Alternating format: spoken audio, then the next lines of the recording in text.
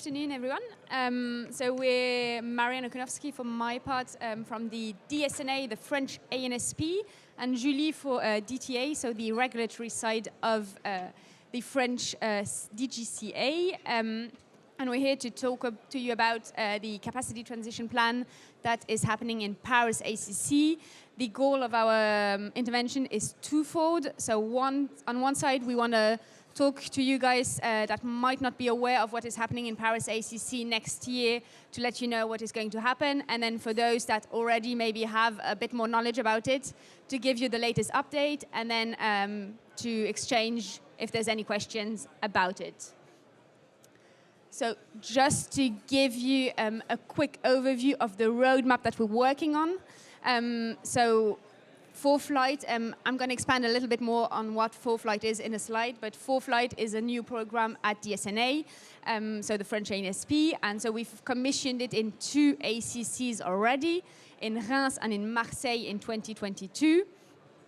And so we're working on the commissioning now of Paris ACC at the winter 2023, and then we'll finish off with Bordeaux and Brest ACC in 2025-2026. So FourFlight, so I think the first question that we might have is why are we doing this and what is FourFlight? So FourFlight is the new control system for DSNA's area control centers.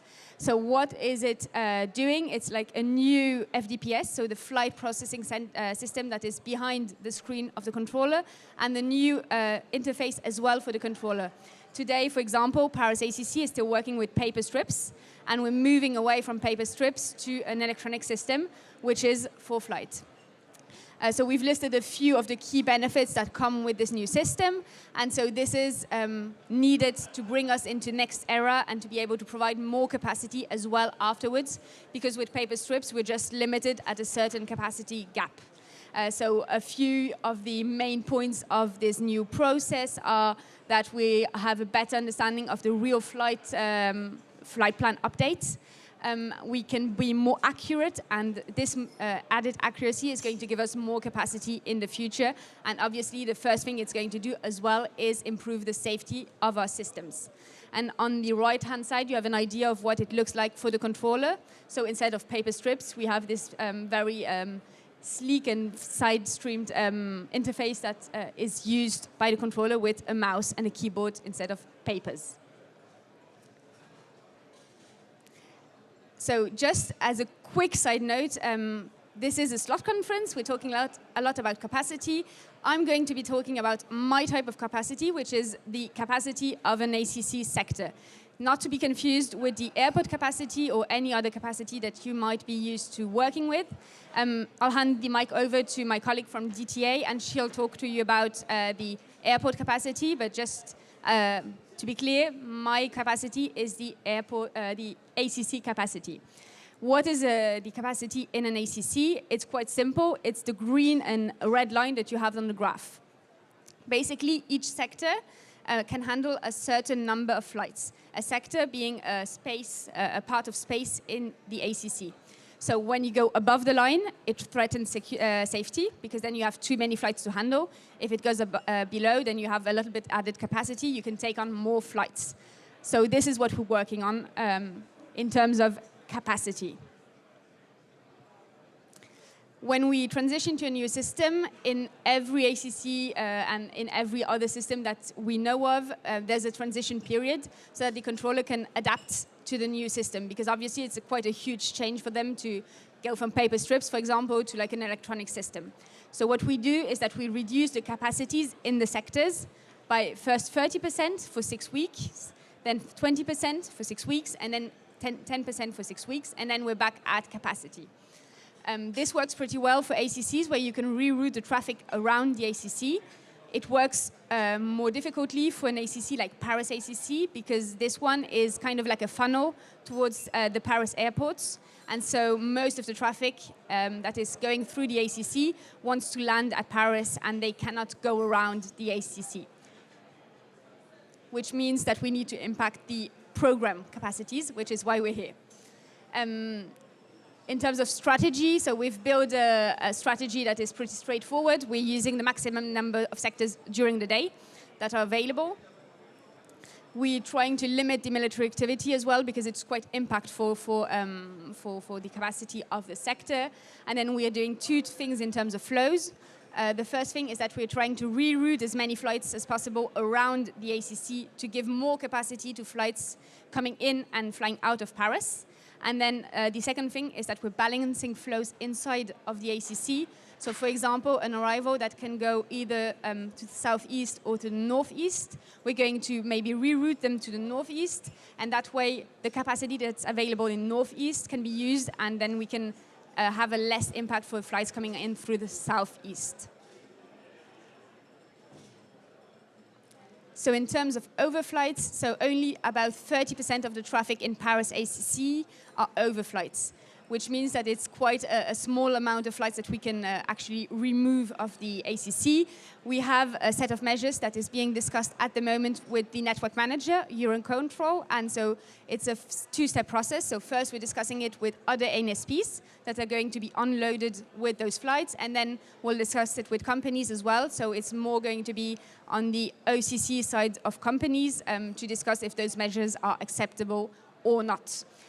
These sets of measures allow us to reduce the number of flights that are in Paris ACC and ultimately give more capacity to flights going to Parisian airports, so CDG, Orly, Beauvais, and Le Bourget mainly.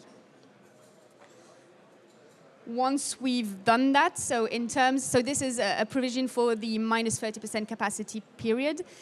So once we've looked at how the traffic is responding, we do see that Mondays, Thursdays, Fridays, and Sundays are the busiest days, and those are the days where there's too much traffic in terms of being able to handle it safely in the ACC.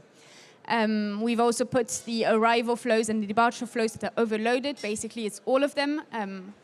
And then we've looked at, obviously, the hub and CDG being heavily impacted because of either delays that are going to push the flights outside of the peak periods. And then, obviously, as well, for those of you flying into Beauvais or into Orly, the curfews on those airports are going to be a huge problem.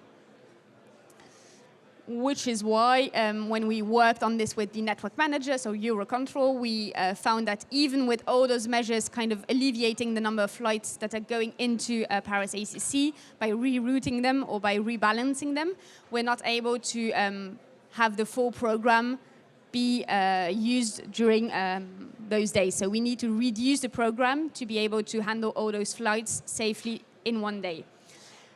What we've done until now with the airports, but also with DTA, is that we've worked on a program reduction that is kind of adapted to kind of cancelling at the least amount of flights. So we've worked on specific time periods and specific arrival flows or departure flows that need to be reduced so that we don't just reduce the traffic globally, because that's not interesting for the ACC. We're going to be targeting specific time slots and specific sectors, so specific flows, city pairs, that need to be reduced. So obviously, once I've said all this, you can see where I'm going. There are quite a few risks to this transition plan. The first one being, obviously, transition plans don't always go according to plan. It's something that we've experienced in Reims ACC and in Marseille ACC, and that we've seen also in other countries. Plans tend to take longer in terms of recovery of capacity than what was initially thought of. The problem we have is that since we are asking for flight reduction, if our ACC capacity transition plan is prolonged any longer, then the demand in terms of flights that are planned for the airports is not going to match with the capacity that we're capable of offering. So then we would go into a series of hot cancellations, maybe with like 2 weeks or a month of spare time to plan this, and I don't think this is an acceptable situation either for you or for us. The second point being that we need to be back at around 100% capacity for the Olympic Games and for the summer season, which is an added stressor when you start a transition period in January.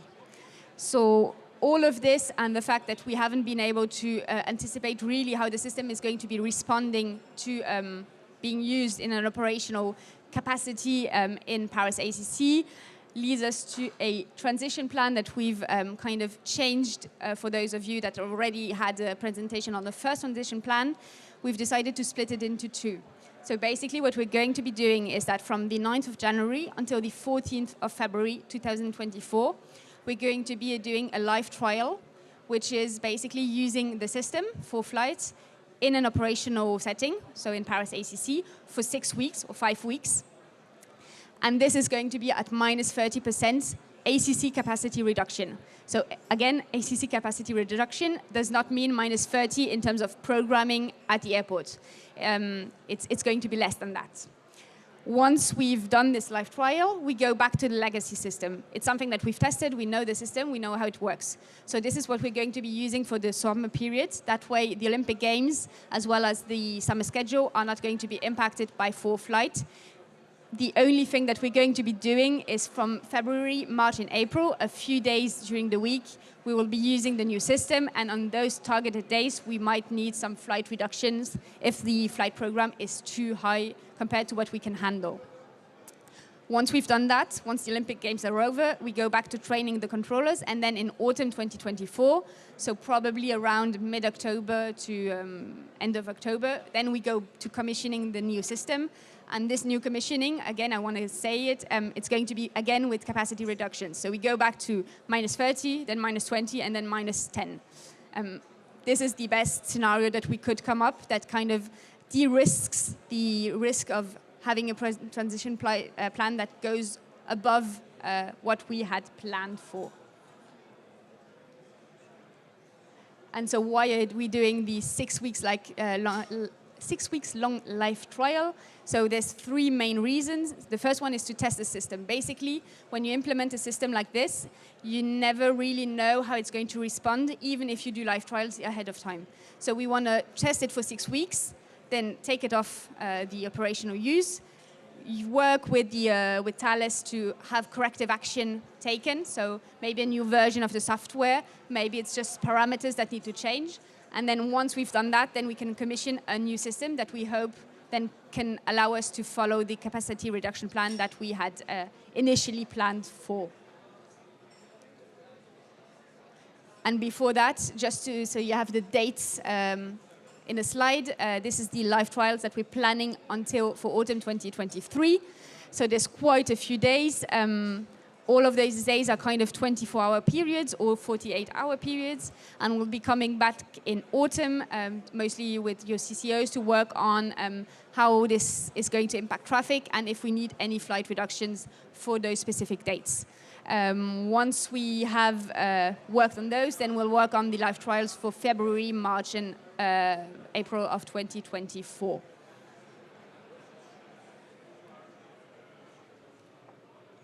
Thanks, Marion. So this, you understand that for the first period, between the 9th of January until the 14th of February, there is a reduction. We ask for a reduction capacity. And in order to maintain and adjust the capacity, we will have to coordinate some level 3, some new airports. So obviously, Paris-Charles de Gaulle, Paris-Orly, are already coordinated level 3, they will stay like that. We will have additional parameters in order to ensure the reduction of capacity. As Marion said, for a specific geographical zone and in a certain period of time. We also have, we will have to coordinate new airports, Beauvais-Tillé, which is an airport in the Parisian region, and also Le Bourget, which is Paris-Le Bourget. It's much more an airport for business aviation, but we want to be sure that everybody participates to the reduction of capacity. So, as Marion said, the flight reduction, the flight program reduction will be asked on time periods and also on some city pairs. And for us, I would say, like, we will translate that on airport parameters, coordination parameters. And we will have to do that, we will have to fix targets in 2 ways. That means that when flight reduction is necessary, we will have a flight reduction with the airport parameters. But even if there is no flight reduction program asking by the ANSP, we will have to be sure that the demand or the peak is not just move forward. So we will have to cap the parameters to be sure that everything to contain the demand outside the reduction spectrum. So this may be more clear. So we hope to have a sort of when we will have you will have some reduction on certain geographical zones, city pairs and times. Then you will have a reduction. We will give you a number of slots available based on a reduction. It will be a reduction.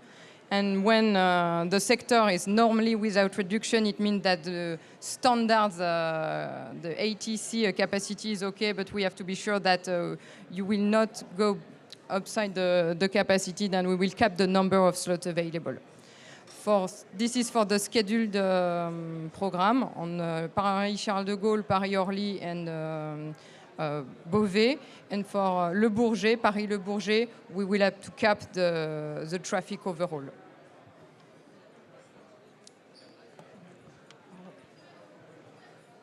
So we will work as we usually work for example, public works. So we will work after the historical based date, which is the 31st of August. We will notify the reduced parameters to the coordinator, which is in France, COOR. Then COOR, which is an independent body, will ensure the non-discriminatory way to follow the reduction of capacity. After that, after the process, the French DGAC, the TTA, will monitor to be sure that the flight reduction have been made, and then that not new slot, ad hoc slot will be asked. So reduction process, we experiment that in Paris Orly during the works. It will be in 3 phases. We will, I would say, when we have, we will define sort of targets, and then we will define an early return date. So after the HBD, we'll say that maybe you will have 1 week or 10 days to work on a voluntary basis. 3 phases, voluntary basis. We give you the parameters. You choose, you try to fit the target. And then COOR, which is the coordinator, will propose you some time adjustment. Maybe the time adjustment will be too far from your initial demand, so that would mean a cancellation for you. And then if it's not sufficient, then the French CAA will ask you to cancel the flight. We hope that this is not the way we are working together, and much more voluntary basis. That's why we want to give you some visibility by the end of the summer. As Marion said, it's we cannot give you today I cannot give you the new coordination parameters because the work is in progress. It won't be 30% less on all the number of slots available on the airports, but we will have to be sure we are in the work. We are now comparing it's minus 30% based on the NM forecast. But for us, it's something less based on the initial demand. And for the moment, the initial demand is higher, very high, regarding the Eurocontrol database. But it's normal. We are before the IATA conference. We are before the ECRD. We are before the HBD. So we have to adjust that. But I hope we will be able to give you some figures during summer. So at least we can engage rapidly the process in 3 steps after the HBD. And as Marion said, then we will have, this process, we will do it again for the next autumn, but we hope that at least we would have works together with DSNA, understand the same thing when they say reduce capacity, and we talk about reduce capacity, and it will be easier. So I don't know if you have a question regarding slot process, or feel free.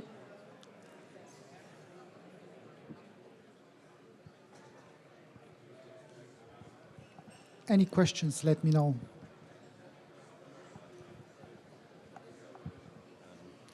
By when do you expect the airline to come back with a reduction proposal?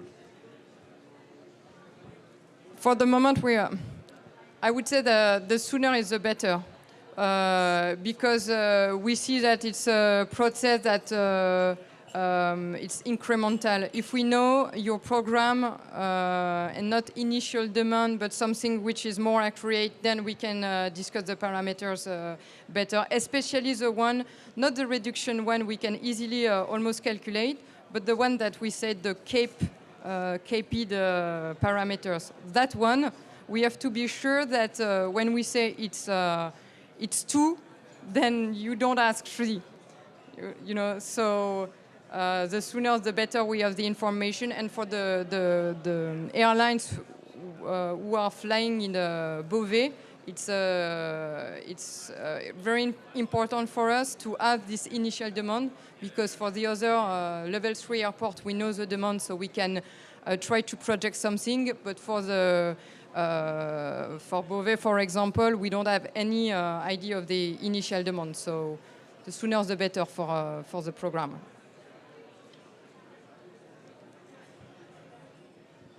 But don't hesitate to contact Marion and me. Send us your program. And I'm not saying it's still a non-discriminatory process, but we will just be sure that what we are fitting is will be good for every one of you. And maybe to be really clear, what we've been working on our side at the moment in terms of percentages of flight reduction has been based on what NM, so Eurocontrol, has predicted for 2024. So obviously this is not an exact science, and so this is why we need to compare what we've been working on with what you guys have been working on in terms of slots. Because if the two don't match, then we've done this work for nothing, and then you guys have done work for nothing as well. And we really wanted to give you something, especially the one who knows for flight since a long months. But the fact is, we have in some days we have 30% of difference between what you would ask in initial demand on the database of coordination and the forecast, Eurocontrol forecast, which would be more what you will realize. But 30% on some day, it's huge. So if we cap, and sometimes it's less, so I can cap, it's okay for you, but sometimes Eurocontrol forecast, I would say, is less than what you asked. So if I cap at what Eurocontrol forecast, then I reduced your program even in outside the initial reduction period. So that's why we are looking at something which is more consolidated for the database.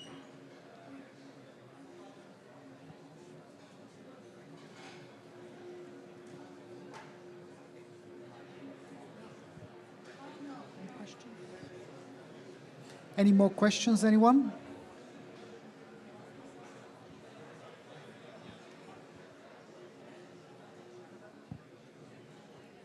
Thank you. Yeah, don't hesitate to contact coming. us. Thank you.